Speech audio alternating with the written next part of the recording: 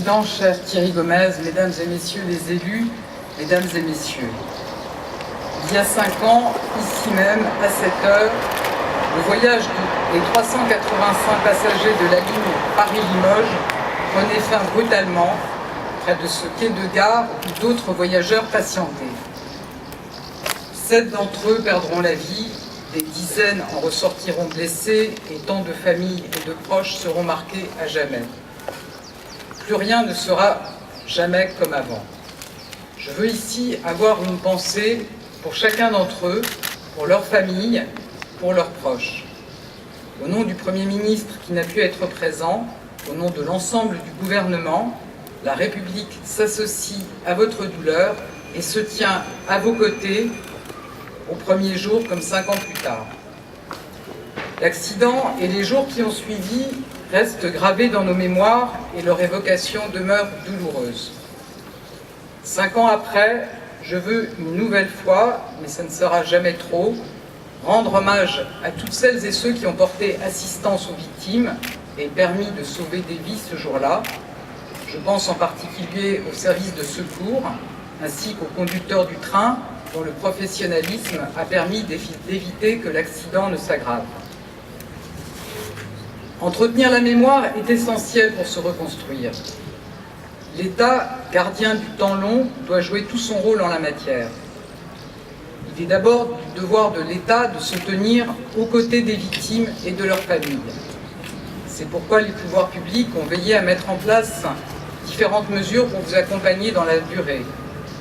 Après la mission de coordination menée par Philippe Seb, ce travail se poursuit avec le même engagement sous l'égide du ministère de la Justice. C'est le sens de la présence à mes côtés de Madame Elisabeth Pelsé, déléguée interministérielle en charge de l'aide aux victimes.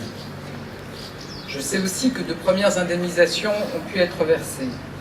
C'est bien peu de choses face au drame qu'il faut surmonter, et cela témoigne du soutien sur lequel vous pouvez compter.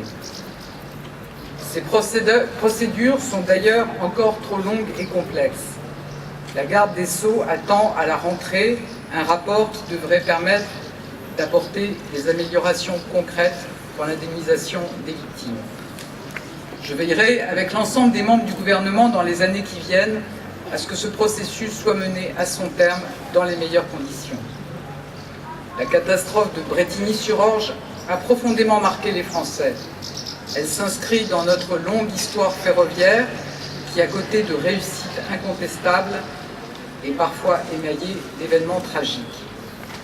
Et en ce jour me reviennent aussi les souvenirs du drame de Millas qui nous a cruellement frappé le 14 décembre dernier.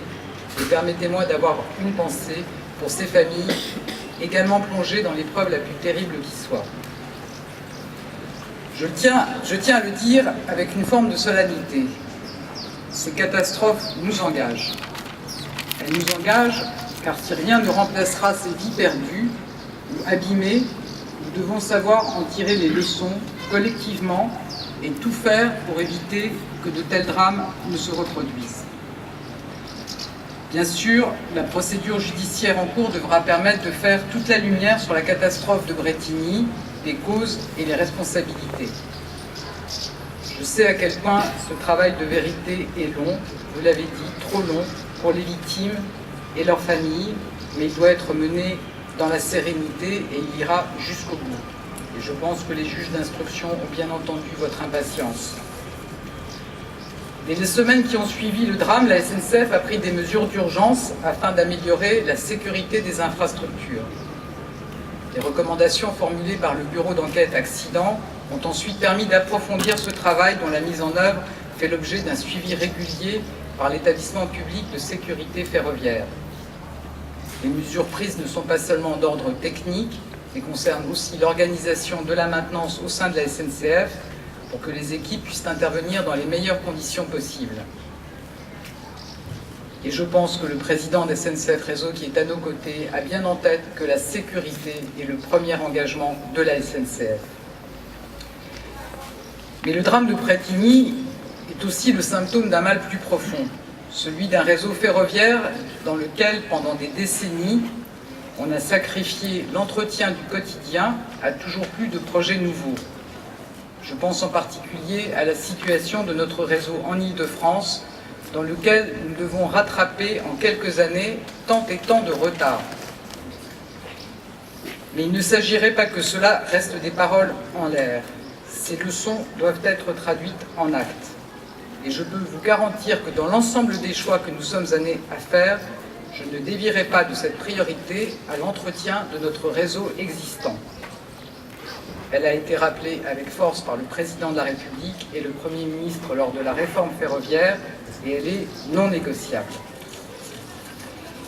Je pense, Monsieur le Président, que nous serons d'accord sur ce point, mais il faudra aussi que les élus entendent que si la priorité est à l'entretien et à la régénération, alors elle sera moins à la réalisation des grands projets, et les calendriers qui ont été annoncés sans financement devront être revus. Je voudrais terminer ces quelques mots en saluant très chaleureusement et très sincèrement les associations qui œuvrent avec dévouement et détermination depuis 5 ans. Et je pense tout particulièrement à vous, cher Thierry Gomez. Je pense aussi aux habitants de Brétigny, cher Nicolas Méhari, qui ont toujours été présents pour soutenir les victimes, mais aussi les habitants meurtris. Votre soutien à tous est précieux, il est même irremplaçable. À chacune et chacun d'entre vous, à celles et à ceux qui n'ont pu se joindre à nous cet après-midi, je veux redire le témoignage de la solidarité du Premier ministre et de l'ensemble du gouvernement. Et par là même, vous confirmer ma détermination à ce que toutes les leçons de ce drame soient tirées. Je vous remercie.